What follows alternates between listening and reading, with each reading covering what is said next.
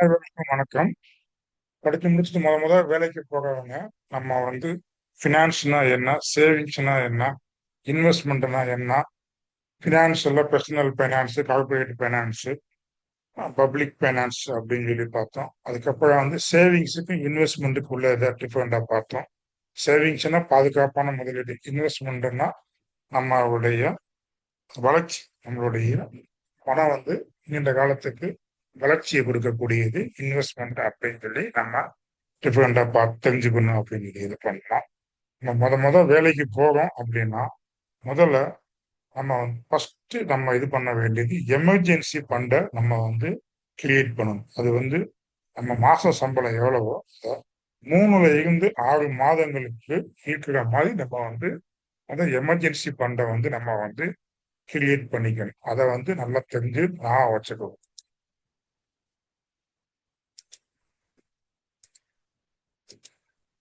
Emergency ஃபண்டை உருவாக்கணும். அப்ப நம்ம 50-30-20 ரூல்ஸ் சொன்னோம் இல்லையா? நம்ம இப்ப நம்ம மாச சம்பளம் 30,000 வாங்குறோம் அப்படின்னா வாண்ட், நீடு, சேவிங்ஸ் அப்படின்னு சொல்லி சொன்னோம். 50-30-20 ரூல்ஸை ஃபாலோ பண்ணணும் அப்படின்னு சொல்லி சொன்னோம். நம்ம ஆரம்ப கட்டத்துல நம்ம வேலைக்கு போன முதல் மாசமே நம்ம என்ன செய்யணும் அப்படின்னா 50-30-20 ரூல்ஸ்ல நம்ம 30% சேவிங்ஸா கொண்டு வந்தாங்க. அதாவது எமர்ஜென்சி ஃபண்டா சேவிங்ஸா கொண்டு வந்தாங்க. இப்ப உதாரணத்துக்கு நமக்கு மாச சம்பளம் 30,000 வச்சுக்கோங்களேன். 3 மாசத்துக்கு எமர்ஜென்சி ஃபண்டை சேமிக்கணும். இந்த எமர்ஜென்சி ஃபண்ட் எதுக்கு சேவ் பண்றோம் அப்படின்னா நமக்கு 3 மாசத்துக்கு ஏதோ ஒரு ஆஸ்பத்திரி செலவு பண்ணலாம். இல்ல அப்படின்னா நமக்கு இந்த கொரோனா மாதிரி சூழ்நிலை வந்துச்சு அப்படின்னா அடுத்த 3ல இருந்து 6 மாசத்துக்கு நம்மளுடைய செலவினங்களை பண்ணணும். அதற்காக தான் நம்ம அந்த எமர்ஜென்சி ஃபண்டை ஃபர்ஸ்ட் கிரியேட் பண்ணணும் அப்படிங்கிறத நம்ம சொல்றோம். வேலைக்கு போகும்போது எடுத்தோன்னே உங்க மைண்டுக்குள்ள இருக்க வேண்டியது 30% எமர்ஜென்சி ஃபண்டுக்கு நீங்க இது பண்ணிருங்க. 20% பாண்ட்ஸுக்கு செலவு பண்ணிக்கணும். ஓகேங்களா? அந்த இதை ஃபாலோ பண்ணிக்கணும். அது உங்களுக்கு நல்லது. இப்ப 30,000 சம்பளம் வாங்குறீங்க அப்படின்னா 9,000 சேர்த்தீங்கன்னு வச்சுக்கோங்களேன். 5 மாசத்துல உங்களுக்கு 45,000. 10 மாசத்திலேயே உங்களுக்கு 6 மாசம் சம்பளத்தை சேர்த்து வச்சுக்கலாம். இதே இது நீங்க 20% தான் நீங்க எமர்ஜென்சி ஃபண்ட் சேர்க்க போறீங்க அப்படின்னா எத்தனை மாசம் ஆகணும்? 15 மாசம் ஆகும். சரிங்களா? அதனால ஆரம்ப கட்டத்துல வேலைக்கு போகும்போது ஆரம்பத்திலே 30% எமர்ஜென்சி ஃபண்டை ஃபர்ஸ்ட் பில்டு பண்ண தெரிஞ்சு வச்சுக்கோங்க. இந்த எமர்ஜென்சி ஃபண்டை எங்கெங்கெல்லாம் நம்ம போட்டு வச்சு நம்ம சேவ் பண்ணலாம் அப்படிங்கிறதே நம்ம பார்ப்போம். ஓகேங்களா? சம்பளம் வந்த உடனே முதலில் எமர்ஜென்சி ஃபண்டை தான் ஃபர்ஸ்ட் நம்ம ஒதுக்கணும். சரிங்களா?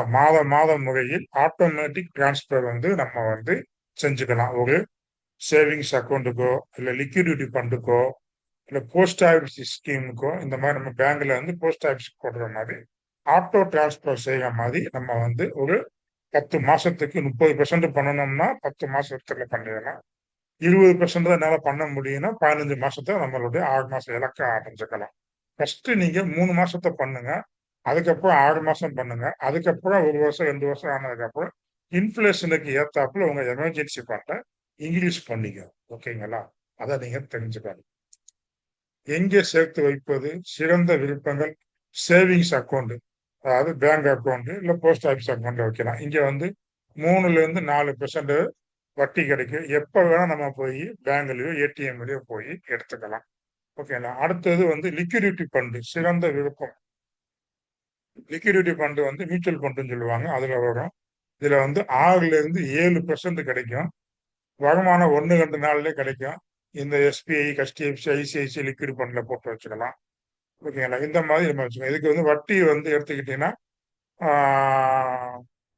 பிக்சட் டெபாசிட்ல கூட போட்டு வச்சுக்கலாம். அதை போட்டு வச்சுக்கிட்டீங்கன்னா 1 வருஷம் 2 வருஷம் எப்படி போட்டு வச்சு அது பாதுகாப்பான இருக்கும். ஆனா நம்ம எப்படியே போட்டு வைக்கிறத விட நம்ம இந்த லிக்விட் ஃபண்ட் இல்ல சேவிங்ஸ் அக்கௌண்ட்ல வச்சுக்கிறது மிகவும் நல்லது. அப்புறம் நம்ம அந்த ஆட்டோ டிரான்ஸ்பர் சொன்னோம் இல்லையா? அதை இசிஎஸ் தவிர்க்க வேண்டியது என்ன அப்படின்னா ஈக்விட்டி மியூச்சுவல் ஃபண்டு நம்ம வந்து ஈக்விட்டி மியூச்சுவல் ஃபண்ட்ல போய் எமர்ஜென்சி ஃபண்டை வந்து கிரியேட் பண்ணக்கூடாது. ஏன்னா அது வந்து ஏற்ற இறக்கம் அதிகமாகும். நமக்கு வந்து சப்போஸ் மார்க்கெட் ஏதாவது ஆயிடுச்சா லாஸ் ஆகிடும்.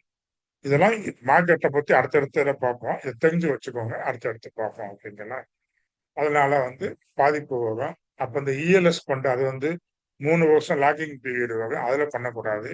பப்ளிக் ப்ராவிடென்ட் ஃபண்ட் அப்படின்னு சொல்லுவோம். அது வந்து 15 வருஷம் 7 வருடம் லாக்கிங் பீரியட் வரும். அதனால இந்த மாதிரி ஸ்கீம்ல போய் இசிஎஸ் முறையில் ஆட்டோ டிரான்ஸ்பர் மூலமா நம்ம செய்யக்கூடாது. சேவிங்ஸ் அக்கௌண்ட்ல வச்சுக்கோங்க, இல்ல லிக்விடிட்டி ஃபண்ட்ல போட்டு வச்சுக்கோங்க. ஓகேங்களா. என்ன கேட்டா வந்து எமர்ஜென்சி ஃபண்டுக்குன்னு சொல்லி தனியா ஒரு அக்கௌண்ட்டை வச்சுக்கிட்டு அந்த ஏடிஎம் வச்சுக்கிட்டு அந்த ஏடிஎம்ல நம்ம அதிகமா செலவு பண்ணாம நமக்கு எப்ப தேவையோ அப்ப மட்டும் நம்ம பயன்படுத்திக்கணும்.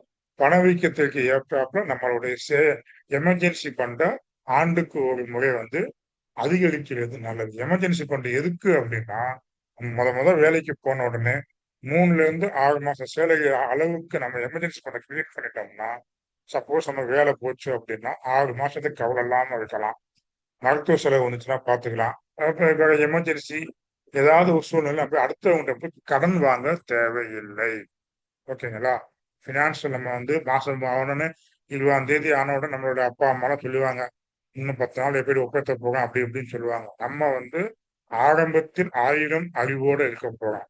அதனால நம்ம வந்து ஸ்மார்ட்டா ஃபர்ஸ்ட் எமர்ஜென்சி பண்ற வேலைக்கு போனீங்க அப்படின்னா அந்த பினான்ஸ் இதெல்லாம் தெரிஞ்சு வச்சுக்கிட்டு 30 ரூல்ஸை ஃபாலோ பண்ணிக்கிட்டு ஃபர்ஸ்ட் கிரியேட் பண்ண வேண்டியது எமர்ஜென்சி ஃபண்டு. ஓகே. அடுத்து போஸ்ட் ஆஃபீஸ்ல பண்ணிக்கலாம். போஸ்ட் ஆஃபீஸ்ல சேவிங்ஸ் அக்கௌண்ட் மூலம் பண்ணிக்கலாம். இது வருஷத்துக்கு 4% கொடுத்தாலும் நமக்கு ரொம்ப நல்லது. குறைஞ்சபட்சம் வந்து 500 ரூபாயில இருந்து போஸ்ட் ஆஃபீஸ்ல பண்ணலாம். எந்த நேரம் எடுக்கலாம். ஏன்னா இவங்க ஏடிஎம் மொபைல் பேங்கிங் கொடுக்குறாங்க. நம்ம வந்து கிராமப்புறத்துல இருக்கிறதுனால நம்ம வந்து போஸ்ட் ஆஃபீஸ்லயே நம்ம வந்து அக்கௌண்ட்டை நம்ம பண்ணிக்கலாம். டவுனுக்குள்ள இருந்தீங்கன்னா நீங்க வந்து நேஷனலைஸ்ட் பேங்க்லயோ இல்ல பிரைவேட் பேங்க்லயோ அது உங்களுக்கு ஏத்தாப்புல நீங்க பண்ணிக்கலாம். ஓகேங்களா. இது வந்து எமர்ஜென்சி ஃபண்டுக்கு போஸ்ட் ஆஃபீஸ் மிகவும் உகந்தது. இதுல 2, 3 ஸ்கீம் இருக்கு. அந்த ஸ்கீமை பார்ப்போம். போஸ்ட் ஆஃபீஸ் டைம் டெபாசிட் அப்படின்னு சொல்லி சொல்லுவாங்க. வட்டி விகிதம் இது 5 வருஷத்துக்கு கிடைக்கும். நம்ம வந்து இதுல கூட நம்ம வந்து போட்டு வச்சுக்கலாம். குறைஞ்சபட்சம் 1000 ரூபாய் நம்ம வந்து இதுல வந்து முதலீடு பண்ணணும். இது வந்து பேங்க்ல வந்து போடக்கூடிய எஃப்டி மாதிரிங்க. Post office time deposit. ஓகேங்களா. இது அவசர தேவைக்கு முன்னுக்கூட்டியே எடுக்கலாம். எடுக்கக்கூடாதுன்னு இல்லை, எடுக்கலாம். ஓகேங்களா. அப்புறம் கிசான் விசாஸ் பத்ரா கேவிபின்னு சொல்லுவாங்க. வட்டி விகிதம் 6ல இருந்து 9% முடிய கிடைக்கும். குறைஞ்சபட்சம் 1000 ரூபாய். இதுல வந்து 2.5 வருஷத்துக்கு பிறகு பெனால்டி இல்லாம எடுக்கலாம். 2.5 வருஷத்துக்கு முன்னாடி எடுத்தோம்னா இதான் ஆகும்.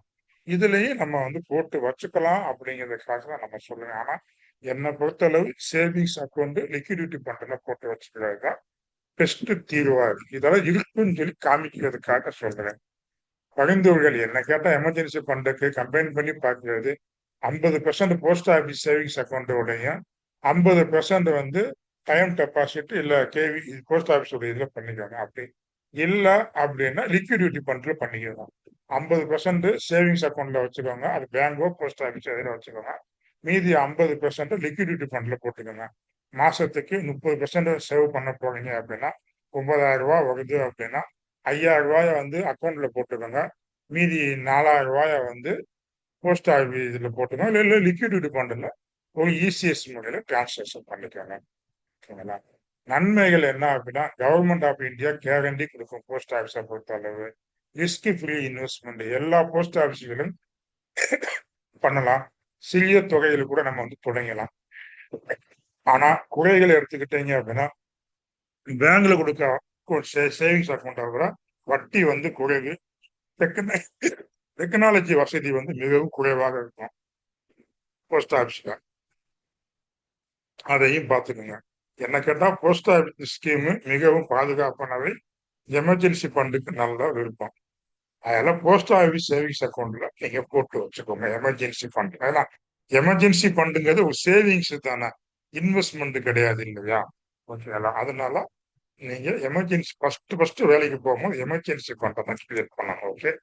மேலும் இது போக வந்து மியூச்சுவல் ஃபண்டுன்னு சொல்லுவாங்க. இதெல்லாம் அடுத்தடுத்து நம்ம போவோம். ஸ்டார்டிங் 3வது கிளாஸ் போய்கிட்டு இருக்கோம். வருமானம் வந்து லிக்விட் மியூச்சுவல் ஃபண்ட்ல போட்டுக்கா 7% முதலீடு கிடைக்கும். 91 நாள் மெச்சூரிட்டி கிடைக்கும். இந்தியன் போஸ்ட் ஆஃபீஸ்ல கிடைக்கும். நம்ம மியூச்சுவல் ஃபண்ட்லயும் போட்டுக்கலாம். ஓகேங்களா? அப்புறம் அல்ட்ரா ஷார்ட் டேர்ம் டெப்ட் ஃபண்டுன்னு சொல்லுவாங்க. இதுலயும் நம்ம வந்து மெச்சூரிட்டி பீரியட் 3 மாசம், 6 மாசம் முடிய இருக்கும். இது எப்ப வேணா எடுத்துக்கலாம். வெரி லோ ரிஸ்க் வந்து வெரி லோவா இருக்கும். ஓகேங்களா? அப்புறம் வந்து மணி மார்க்கெட் ஃபண்ட் அப்படின்னு சொல்லி வருமானம் வந்து இது ட்ரெஷரி பில்லு, கமர்ஷியல் பேப்பர்ஸ்ல போட்டு பண்ணிக்கலாம். இத பத்தி நம்ம அடுத்தடுத்த வீடியோல பார்ப்போம். அபோஜித் ஃபண்ட்ல போட்டு பண்ணிக்கலாம். இது வந்து இதெல்லாம் இருக்கு அப்படிங்கிறத தெரிஞ்சு வச்சுக்கோங்க. ஓகேங்களா? என்ன பொறுத்தவரை எமர்ஜென்சி ஃபண்டுக்கு ஏற்றவை எது எதுலாம் இல்லைன்னா, பப்ளிக் ப்ராவிடென்ட் ஃபண்ட் இது வந்து 7 வருஷம் லாக்இன் பீரியட், 15 வருஷம் லாக்இன் பீரியட் வரும். இது பண்ண முடியாது. வட்டி விகிதம் 7+1% கிடைக்கும். 15 வருஷம் லாக்இன் பீரியட். அதெல்லாம் பப்ளிக் ப்ராவிடென்ட் ஃபண்ட் நமக்கு ஏற்றவை அல்ல. மந்த்லி இன்கம் ஸ்கீம் சொல்லி எம்ஐஎஸ்ன்னு சொல்லுவாங்க. இதுவுமே லாக்கிங் பீரியட்ல வரும். இது வந்து எமர்ஜென்சி ஃபண்டுக்கு உகந்தது இல்ல. அதே போல சீனியர் சிட்டிசன் சேவிங்ஸ் ஸ்கீம் வந்து நம்ம 60 வயசுக்கு மேல சீனியர் சிட்டிசன்ல போட முடியும். நம்ம இப்பதான் ஆரம்பத்துல வேலைக்கு போறதுனால, இந்த 3 வகை இதுல வந்து நம்ம எமர்ஜென்சி ஃபண்ட போய் போட்டு வைக்க முடியாது. இதெல்லாம் நீங்க தெரிஞ்சு வச்சுக்கணுங்கிறதுக்காக நம்ம சொல்றோம். ஓகேங்களா? இந்த மாதிரி நீங்க வந்து உங்களுடைய மொத வேலைக்கு போகும்போது ஃபினான்ஸ்னா என்ன? நம்மளுடைய நம்மளுடைய வருமானத்தை எப்படி வந்து கையாளணும்னு தெரிஞ்சுக்கோங்க. 50, 30, 20 ரூல தெரிஞ்சுக்கோங்க. சேவிங்குக்கும் இன்வெஸ்ட்மெண்ட்டுக்குள்ள டிஃபரெண்ட்ட தெரிஞ்சுக்கோங்க. தெரிஞ்சு வச்சுக்கிட்டு மொத நீங்க சம்பளம் வாங்கின உடனே 3ல இருந்து 6 மாசத்துக்கான எமர்ஜென்சி ஃபண்ட கிரியேட் பண்ணுங்க. ஓகேங்களா? எமர்ஜென்சி ஃபண்ட எப்படி கிரியேட் பண்ணணும் அப்படிங்கிறத சொல்லிட்டோம். ஒண்ணு போஸ்ட் ஆஃபீஸ்ல போட்டுக்கோங்க. இல்ல அப்படின்னா உங்களோட சேவிங்ஸ் அக்கவுண்ட்லயே போட்டு வச்சுக்கோங்க. ஆனா குறைஞ்சது நீங்க வந்து 30% ஆரம்பத்துல சேவிங்ஸ் பண்ணிக்கோங்க. 20% சேவிங் பண்ண போனீங்கன்னா மாதங்கள் அதிகமாகும். ஓகேங்களா? குறுகிய மாசத்துல நீங்க எமர்ஜென்சி ஃபண்ட முடிச்சிடுங்க. 10 மாசத்துக்குள்ள அல்ல 6 மாசத்துக்குள்ள முடிக்கிற மாதிரி உங்களுடைய செலவெல்லாம் சுருக்கி ஒரு 3 மாசத்துக்குள்ள ஃபர்ஸ்ட் 3 மாசத்துக்கு எமர்ஜென்சி ஃபண்ட உருவாக்குங்க. அதுக்கடுத்து 6 மாசத்துக்கு உருவாக்குங்க. அதுக்கப்புறம் வருஷத்துக்கு ஒரு தடவை இன்ஃப்ளேஷனுக்கு ஏத்தாப்புல உங்க எமர்ஜென்சி ஃபண்டோடைய அமௌண்ட்டை வந்து சேவிங்ஸை இன்க்ரீஸ் பண்ணிக்கோங்க. ஆனா லாங் டேர்ம் இதுல போய் இன்வெஸ்ட்மெண்ட் பண்ணக்கூடாது. ஓகேங்களா?